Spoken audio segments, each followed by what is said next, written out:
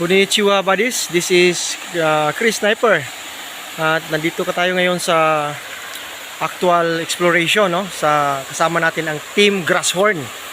So nandito tayo sa Dinagat Island. So ito ngayon buddies, papakita namin ang mini waterfalls. Ayan. Yan siya. So ang waterfalls na yan, bagsak diretso dito sa liguanan dati, no? Historically, maraming maliligo dito dati, no? Na mga Hapon, kasi kinapuhan ito. Yan banda dyan, maupuan yan. Yan ang spot. Tapos, dito naman, pag magharap mo sa waterfall, sa left side, andyan yung parang waiting shed, oh. Ano? Yan. Ganda, no? Hindi yan nag-landslide, buddies. Talagang ginagawa.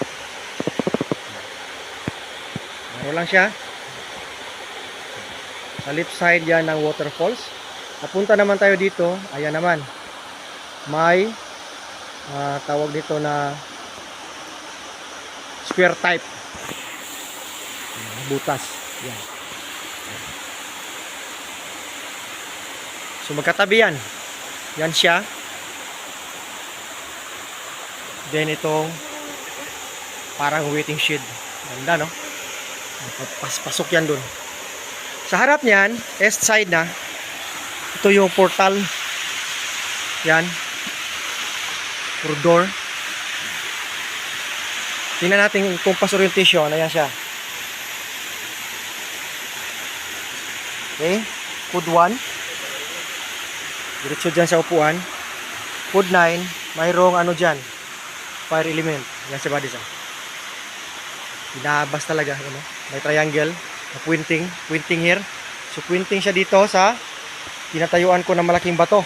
Itong malaking bato, may tinatawag tayong foot marker na sila na tubig yan. Paa na paa. Ano?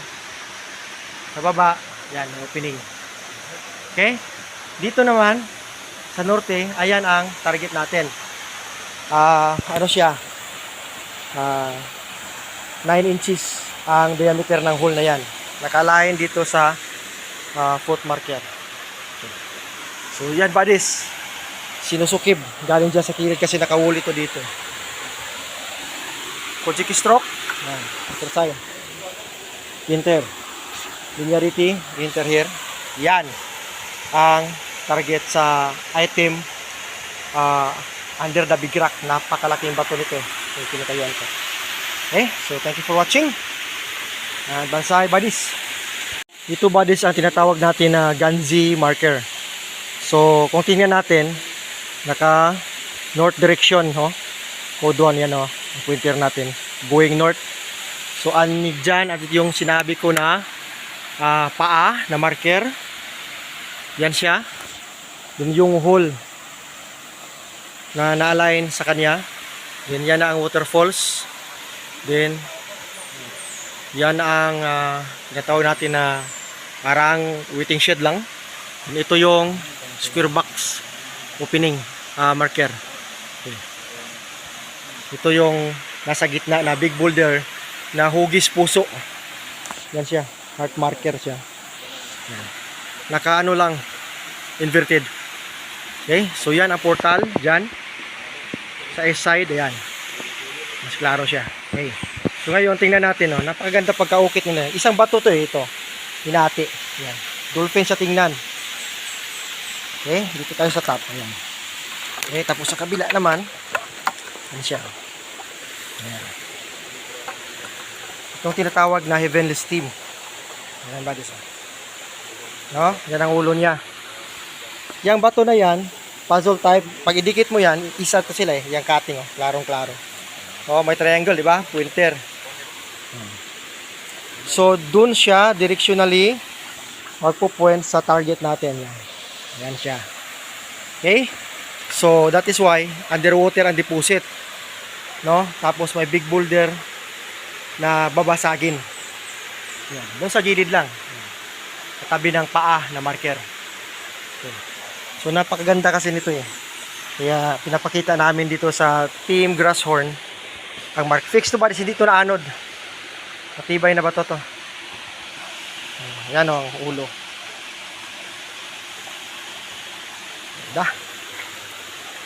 Okay, so yun na. North direction. So, lapitan natin to. Ang target natin. Yan siya. Foot. Then, yung hole. Malalim yan, buddies. Sobra 1 foot yan. Ang ano niya, depth. Yan, sarado na. So, doon, mas malapit sa kabila pag i-drip natin. Pero pag may wedge and feeder, ay madali lang basagin. Doon. Sinasabi natin na quick deposit.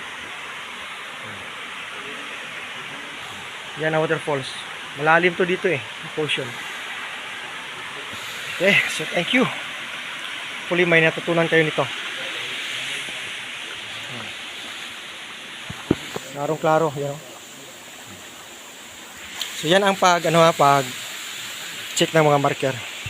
Maraming salamat sa tropa natin ngayon, Team Grasshorn. So ayan. Inupuan na ang upuan ng mga hapon ng team leader natin dito, and buddies. So, dyan ang tinatawag natin na east side. Katabi ito ng yung sinasabi kong portal. Yan. Sa harap niya, yun o. Yan. Yung box type marker. Okay. So, pag titingnan natin, may tatlong butas dyan. Then, ang formation nitong bato, yan yan. Na tinatawag natin na magkatabi na dalawang bato in the middle, no? Yan. Oh, yan ang forma ng upuan. Yan siya. Upuan talaga yan. Oh, upuan. Okay. Yan siya, buddies. Okay, so napakaganda na site nito. Yan naman ang likod, no? Ng sinasabi natin na ganji, yung parang dolphin. Yan. Yan siya. Hindi ito na-move, buddies. Fixed stone talaga to.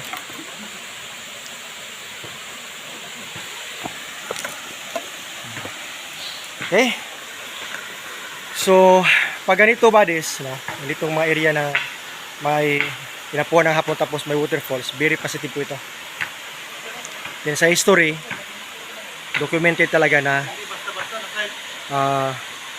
nagkampo ang mga hapon dito dati. So yun na.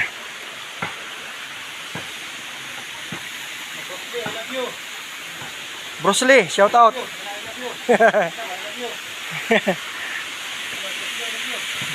Bruce Lee, I love you. Yan ang portal. Okay, so thank you. Thank you, buddies. Hopefully mag-success ang Team Grasshorn dito sa Retrieval.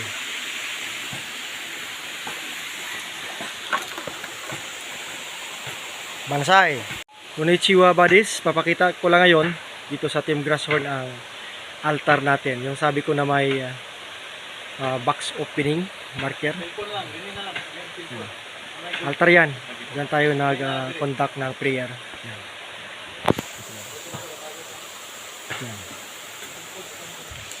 Okay. Sa harap niyan ay may tinatawag tayong triangle marker. Dadaan yan dito sa tinatawag natin heavenly steam na parang dolphin figure. Punta tayo dito, dadaan tayo sa dalawang bato. Sa harap ng altar, ito naman ang triangle marker. Okay? Kinakating talaga siya.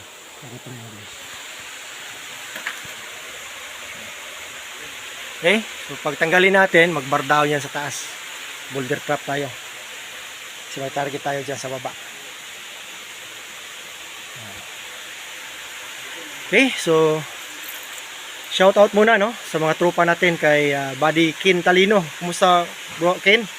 Then kay Buddy Al Pascual Castillo Griffil, no, sa Morong Rizal. Kumusta mga tropa natin sa Morong Rizal? Lalo na sa follower natin si Bro Al Pascual Castillo Griffel. Then shout out kay Mix Idulantes sa Team Diamonds. Kumusta kayo, bro? Mix and saka sa Team Diamond. Team PBF, kumusta? Team Tunggang. Bruce Lee, I love you. Oh, Bruce Lee. I love you. Okay. So, ito, buddies, pinapakita ko lang ulit para mas makikita natin ang tinatawag natin ng mga legitimate surface terrain marker. Tinitira pa namin doon ang heart, no? Sa kabila. Yung top na ito. Steam grass yan. Okay. Yun ang waterfalls. Thank you, thank you. So, sa mga gustong magpa-remap, just contact Black Phantom. May number tayo dyan. Okay. Mansay buddies. And God bless us all.